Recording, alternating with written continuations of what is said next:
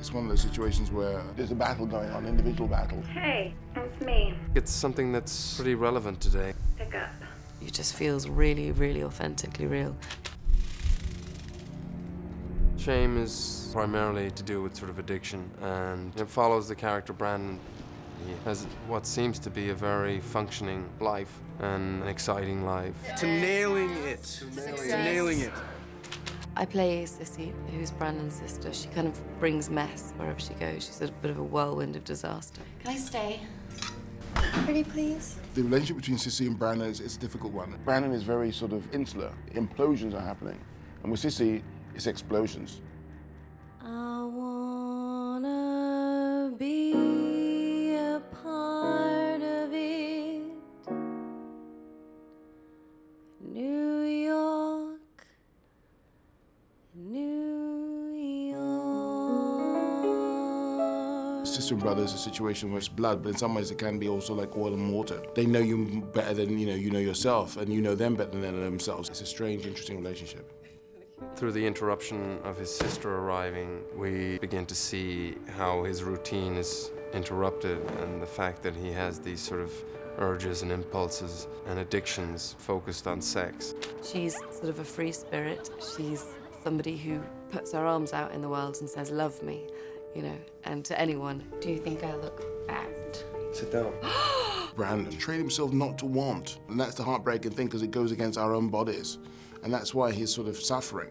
And in a way that Sissy is extraordinarily the opposite to that. She's extraordinarily needy. Brandon doesn't really want her around. She is the closest thing to him, and therefore something that makes him feel very uncomfortable. She feels very deeply that she and her brother should be closer, and I think that's what she wants from him. He cares for her. He feels responsible for her, and he doesn't like the fact that she comes into his world and makes him responsible for her. You're my brother. I'm your sister. We're family. We're meant to look after each other. You're not looking after me. I'm looking after I'm myself. trying. I'm trying to help you. It's about forgetting. And that's what this sexual activity does for him. It brings him somewhere else. The amount of damage that comes with that accumulates over time. And I think what Sissy does is confront him with that situation. You're a You parasite. don't have anybody. You have me and your pervert boss. It's about dealing with the different ways in which people deal with the things that have happened to them or things that have been put upon them in their lives. I think people recognize themselves in Brandon because it's hard to be a human being. We're not all perfect. You really want that you sort of end up affecting people or touching people or whatever that may be, you know, that somebody sees something and they go, oh God, I recognize that, or, you know, somebody else feels like that, or I see that in myself. I mean, that's really ultimately what you hope to gain. The journey is one of being lost and being found. The movies are all about hope, and with that sort of acknowledgement that one can actually start changing. We're not bad people. We just come from a bad place.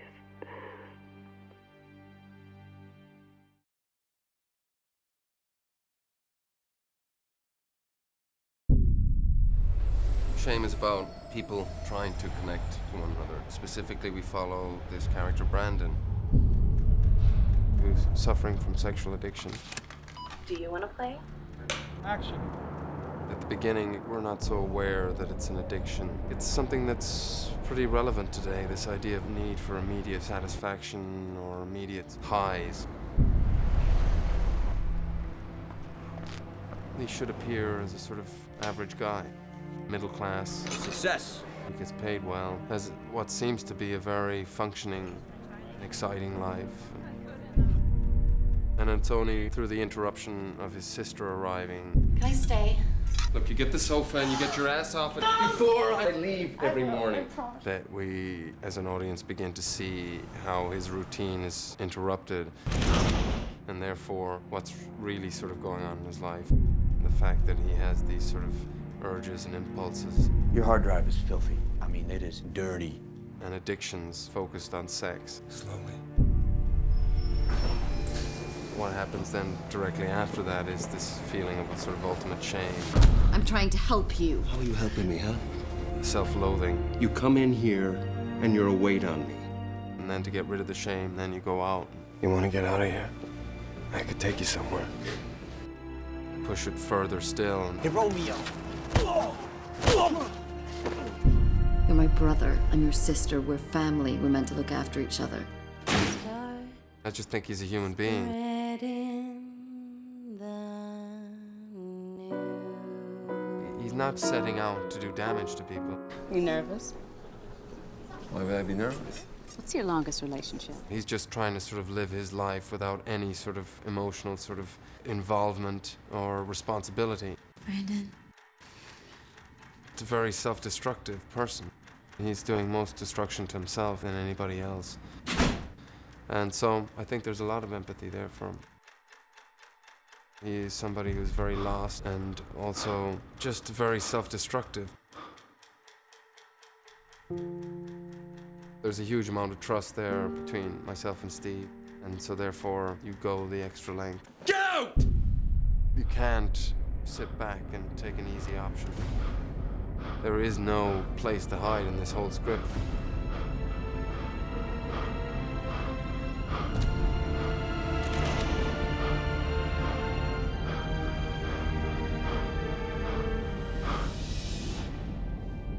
So it's quite sort of challenging and tiring, but ultimately rewarding.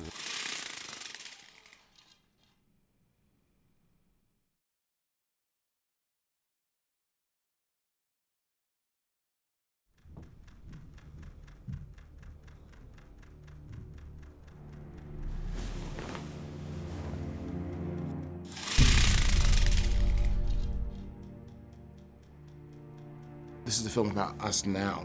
I think it's very important to us not to be like ostriches and put our heads in the sand. We have to look at ourselves. Sometimes what we see is not particularly pretty. It had to do with a self-realization to some extent.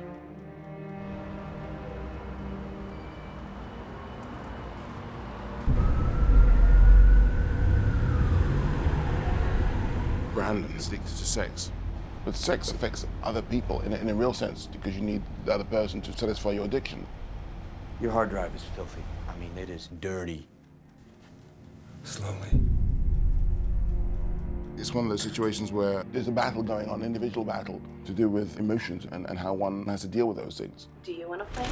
Through the past or through the present. I'm trying to help you. How are you helping me, huh? You come in here and you're a weight on me. You're a burden. You're my brother. I'm your sister. We're family. We're meant to look after each other. Brandon's not far removed from us. He's not a freak. But sex is his pacifier. You want to get out of here? I could take you somewhere. Hey, Romeo! It hurts. And in order to not have that anymore, he's gone in a sexual escapade to sort of cover it up. So if you have pain in one of your part of your body, you pinch this, it gets too much. You pinch the other part of your body to sort of relieve that, to forget that pain. And what he's pinching, or what he's doing to relieve that, a certain kind of emotional pain, is sex. There you go, Leslie. Good night. Let's do it again tonight. My sister's playing downtown somewhere. Can I stay just for a few days? Sissy, she walked through life or go through life without a safety net. Brandon is trying to conform, trying to get through this maze. He's trying to do it in a way just to get to the end of the line. And it's somehow two people wanting to connect. But obviously, because of the past, one is exploding, one is imploding. It's interesting, it's almost like sex is a bad word.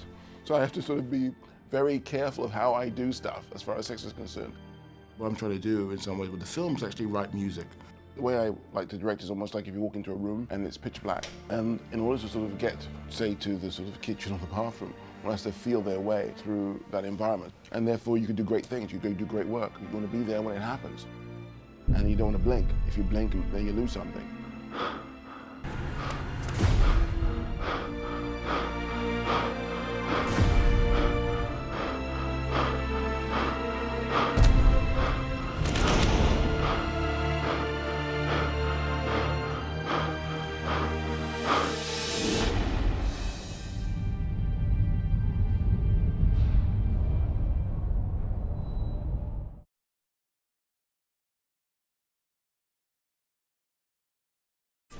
What's your longest relationship?